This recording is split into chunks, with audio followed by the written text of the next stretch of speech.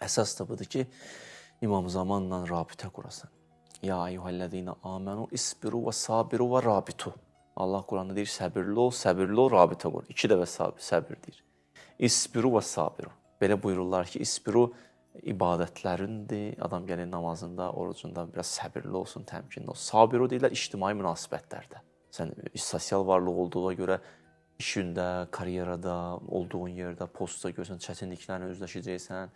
Adam görsən, hərdən özündən çıxır, eləyir. Amma ayə deyir ki, o dönəmdə də biraz səbirli olsun, möhkəm deyənson.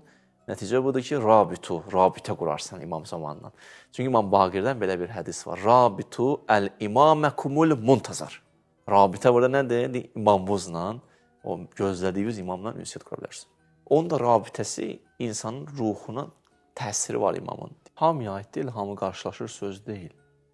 Belə ki, ola bilər bəzi insanlar görsün, çünki var belə bir hədislərdə ki, o zuhur edəndə bəzi insanlar deyər ki, biz onu görmüşdük, bu bizə tanışdı. Bu belə bir mövzu var, amma da konkret hamı görür, o biraz onu demək, iddianı eləmək biraz yanlışdır.